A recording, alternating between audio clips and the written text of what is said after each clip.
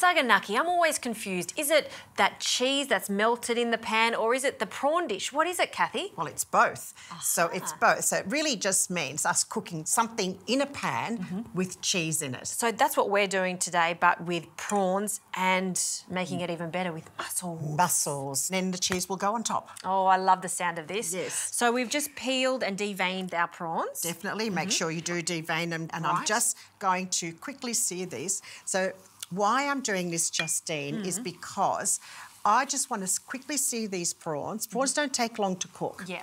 And I don't want to overcook them or dry them out. Okay. So doing this, make sure that I give them that little bit of colour. Just flash frying them so you, like you say, that caramelisation. Caramelisation. Without overcooking them. That's right. Justine, while I'm doing this, can you please prepare the garlic for me and the chilli, finely sliced? That would be really good. Absolutely, Kathy. So we've got lots of garlic. I mean, Yes. Greek food can't be without olive oil, garlic. Garlic, even chilli for that matter. Chilli, A yep. dish like this anyway. So just finely slicing. We've Yeah, got 4 or 5 exactly. cloves of garlic. Add it all in. It doesn't matter. It doesn't matter. The more garlic, the better. Yeah. There's just something about Greek food that the mass of us just love so much. It's healthy, it's got loads of flavour because it's big and bold flavours. It's not just one clove of garlic, it's lots of garlic, so you really distinctively taste everything in there. So, you know what I say always, cook everything in abundance. That's everything right. is in abundance. Yeah. And we've got a long red chilli here, so it's slightly milder than a smaller one. But if you Yes. wanted a bit more heat, you could use bird's eye chilli. Yes. All we're doing here, Justine, you see, this is all we need to do with the prawns. They're done. That's plenty. I'm going to pop these on a platter, do the next batch, and then we're going to move on to adding the tomato into the saucepan. Okay, so first batch sealed off. There we go. And that's all we're looking for. So I'm going to move over here. So for the sauce, you've got a pan there and just passata or some crushed tomatoes. Crushed tomatoes. I like to use tinned tomatoes. This is really interesting, Kathy, because usually I would put olive oil and fry off the garlic and the chilli first, but you're not doing that. I don't want that because sometimes in frying off the garlic, what you do is you create a little bit of bitterness. If you overdo it, the garlic becomes bitter. So I'm adding olive oil here. I don't measure, just keep going, just keep going. About half a cup. That's it. And I'm going to add some.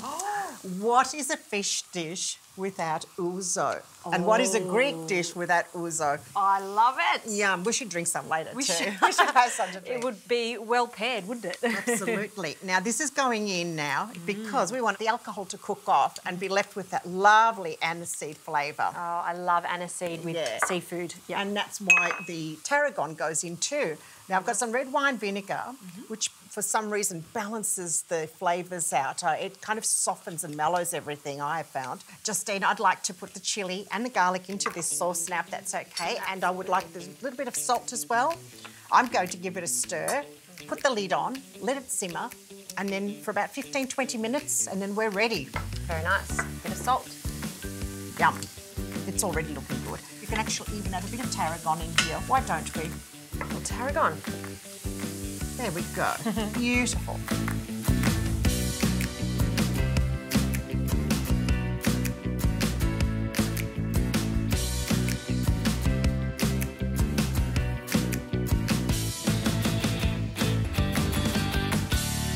Well, the sauce is actually quite cooked down now, Justine. Look at that. Can you smell it? Oh. Isn't it gorgeous? The tarragon and the ouzo's coming through. But this is ready. Let's add the prawns in there. We've got enough prawns here for 10 people. That's right. We're feeding a whole family.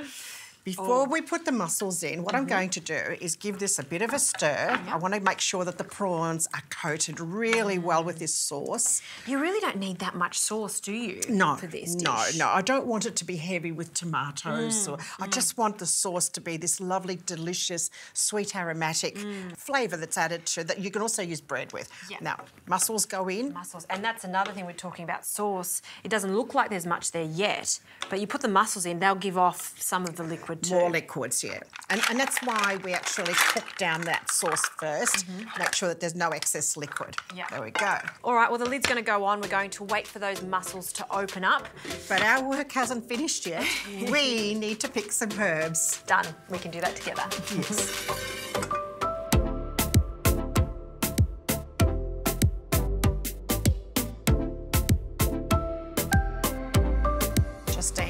this is the big reveal. All right, Kathy. Da, da, da, da. Gorgeous, absolutely gorgeous, isn't it? Smell it. So good. Tarragon, fresh seafood, tomato, just the best. Chilli, garlic, gorgeous. And see how they've opened up? Yep. That's it, we're ready. All right, big platter for this one. Oh, yes. We're going to get a little bit of everything and, of course, that delicious, tasty sauce. Yum. I mean, we're just doing this with a combination of the mussels and the prawns here, but there's no reason why you can't substitute prawns for big chunks of fish. Fish. Yeah. You could also make a pilaf on the side if you didn't want to have crusty bread. Oh, that's a great idea. And you could also do some pasta on the side and pop it into this lovely sauce. Yeah, fantastic. So the options are endless. Got add a couple more mussels. And you never give a timing for the mussels. You know it's ready when they open up. So they're perfectly cooked when they just start to open up. Correct. Here is this beautiful dish, Justine. So why don't we finish it off with the feta cheese? And while it's hot, that cheese is going to melt into this dish. And then we're going to add the tarragon. This is the Saganaki part. And we're going to finish it off. What are we going to finish it off with? Oh, let Extra me guess. virgin olive oil. Of course.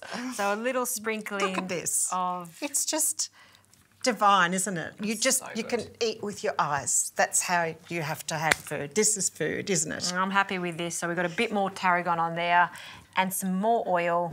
Extra Ooh. oil. It's gorgeous. Pretty as a picture, Kathy. Absolutely, and delicious. So, you know what? It's time to taste. Of course. I'm anxious for you to taste this. You've got your cutlery ready? I am ready. All Always right. Little prawn. So what to start with? The prawn or the mussel? I'm going to give you one of each. And that. Fantastic. A little bit of feta on top. There we go. We've got to have the prawn with the feta. You know, a lot of cultures don't like cheese with seafood, but the Greeks, they think it's fantastic. Well, we do.